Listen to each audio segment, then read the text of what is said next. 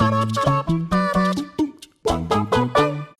there, What Culture football fans. I'm Adam Wilborn from What Culture, joined by Andy Murray and Adam Cleary in beautiful Rostov-on-Don. Don't turn the camera around. Here for our World Cup round table. Let's look back Rostov-on-Don. Let's look back on yesterday's results. All 1-0. Portugal 1, Morocco 0, Uruguay 1, Saudi Arabia 0, and plucky Iran lost 1-0 to Spain. We'll get to that. I have a question. Yes. Someone out there must have had a coupon on. 3 games, 1-0, Costa, Suarez, Ronaldo. Someone must have had that on. You suggesting that there might be something a little bit crooked about a World Cup in Russia? No, I just wanted to make a few bob mates. Okay, fair. My question for you guys today is, can Ronaldo win the World Cup single-handed? I'll let Andy field that one first, because my opinion's the main event. Right. Ooh, lovely. No, because it'll be a concerted effort between Ronaldo's excellent sheer force of will, dragging the team by the scruff of the neck, and Pepe's banter. Did you see that little dive thing he did yesterday? I did. The little touch on the shoulder. I don't think Portugal can win the World Cup. I think they certainly showed a lot of frailties yesterday in a game that certainly didn't go the way I thought it would play-wise. Overall, Morocco showed a lot. Mm-hmm. And they may well go down as one of the best teams to ever go out with 0 points if the last game doesn't go their way. But I think it would be a big ask. I don't know if Ronaldo, as good as he has been at this age and this stage in his career, can drag a team all the way to the final. We did drag them kicking and screaming to the European Championship. Get off my point. ago. Get off my point. Okay. Adam Cleary, the floor is yours. I don't think Ronaldo can single-handedly drag Portugal to a major final. I think they are perfectly capable of winning the World Cup for reasons I'm about to go into. But I don't think it's a case of Ronaldo single-handedly dragging them. Like I say, they are the European champions. Do you know how many games they won in normal time in the 7 games they played at the European Championships? 1. They didn't win in the group. They drew all 3 group games. Oh, yeah, I remember. And then all bar the Wales game where they won 2-0, either in extra time or penalties, and were all by 1 goal. That Portugal team is a absolute bastion of pragmatism, of solid defensive work. Yes, Spain cut them apart because Spain are very good, but they've got in Ronaldo a player who will keep dragging them back into games and not let things go right. I think they are possibly the most results-focused side at this World Cup, and I think they're better than the European Championship side 2 years ago. Bold.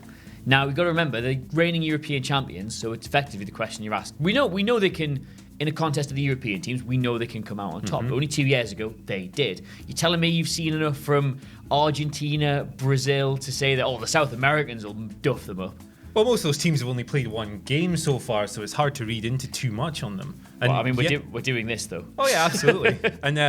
But Morocco controlled large portions of that game yesterday. I just don't know if Portugal can ride that. They certainly did in the Euros. I don't know if lightning strikes twice and they're able to ride that all the way to the final. Don't get me wrong, I'm certainly not putting my my hefty wage on this table and saying that they are going to do it. Modest today. They are going to do it, but I think certainly that side has the ingredients with which they can do it.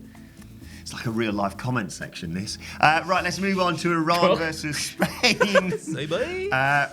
First of all, before we get to Iran being unlucky, that throw-in at the end. You can see what he's trying to do. It is the 92nd minute. You are but a goal behind Spain, former world champions. You are Iran. If you do not score here, you are out. Well, no, they're not out. No, you're whatever. Yeah. You can still get, you really want to draw here. Yeah. Your fullback, with 60 seconds of the game to go, not only decides to attempt a forward roll throw-in, but nearly just drops the ball into open play. Nearly just foul throws. Big fan of that. Dedication to the banter, sublime. But not a fan of Iran, apparently. Well, no, sometimes, it's just nice to watch these absolute rockets in the Spain team. The Diego Costa, the Sergio Busquets, the Sergio Ramos come in and just destroy a smaller nation's hopes and dreams. Call me a bastard. I took great pleasure I've got to in say, as we all know, my heart's one true song is that of the Spain national team. So I'm supporting Spain in this World Cup. However, last night, for about 60 minutes of that game, we were all around, weren't we, boys? Surely we were all around. No. The half-time analysis, which consisted of Ian Wright and Roy Keane, a man who played for Arsenal and a man who is Roy Keane, complaining about the theatricality and the underhand, devious methods of the Iranian team. All of a sudden, I was like, yeah. I was all around for that. I leapt out of my skin when I thought they'd equalised. Yeah. There's also the small matter of our bosses promising an office pizza party if Spain win. How can I root against them? I've got to say, though, can we talk about VAR? Because now we must surely acknowledge that it is very effective and absolutely correct all the time, but purely for policemen. And Tories. If you like VAR, you are a cop in my book. Moving on, today is all about Lionel No, Messi. let's not move on. I want to rag out some more on those 5 grasses in the grassing booth. Those absolute nerds ruining the hopes and dreams of a nation on a just slightly correct. I actually think. I think you'll find. I think you were slightly offside there.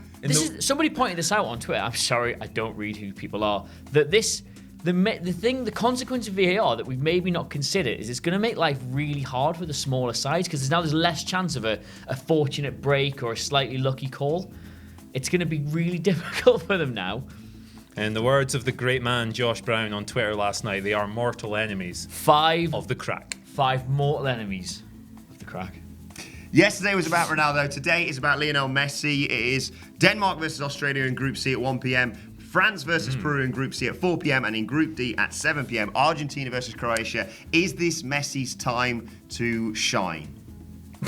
What do you mean by that? Well, people question He's all right, about that, yeah. Yes, but when people question when he missed the penalty against Iceland, Ronaldo-Messi debate rolls on forever.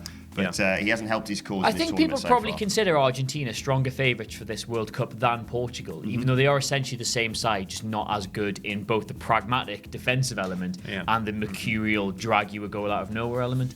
Like, Argentina are a poor man's Portugal in this tournament. They're trying to be defensive and use their star players to nick a goal without being particularly good defensively or their star players performing. Thus far, it's that central midfield for me. The 2 really defensive players. They brought Banega on at the end. Genuinely think one of us might get a game. I know, right? They brought Banega on towards the end of the Iceland game, and he looked like he gave them a slight bit of spark. More dynamic, but, isn't he? Yeah, absolutely. He offers something a bit more. He's a bit more creative. He gets forward a little bit better. He's more of a virtuoso than certainly Lucas Biglia. I don't think it looks like a strong spine on paper, but like this team might even be more reliant on their star player than Portugal are. Without their star player playing anywhere near as well as Portugal's star player. See? Yeah, it's a problem. There's a point there if you look for it. Right, let's run through the games then. Denmark versus Australia, what are you saying?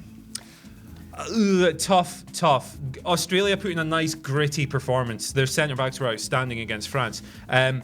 Denmark had a few hairy moments. I don't think it's going to be a good day for who they're playing. Denmark or Australia? Denmark. I don't think it's going to be a good day, mate, for Denmark. Oh, good. I got it. Wow. I'm going to go Denmark because I got them in the office sweepstake. Adam Cleary? Australia for me. I think there's a result in there for them. I'll be a Liberal Democrat and take a draw. France versus Peru at 4 p.m. What are you saying, Adam Cleary? Peru. Absolutely Peru. I thought they were really good. I've got Flores in my fantasy team, so I'm going to go Peru as well. I'm going to go for Peru with my man Paulo Guerrero, who may or may not be a giant cokehead, walking through, bag of shit in his back pocket, 1-0, done. There we go. There's your shock for the day. Argentina versus Croatia. 1-1. Oh, when are we getting our first 0-0? Might be today. In Argentina, Croatia. Argentina, Croatia, possibly. There you have it. There are your predictions for the day. Get your bet on a massive shock. Peru defeating France with... What culture are not liable for your betting habits? There we have it.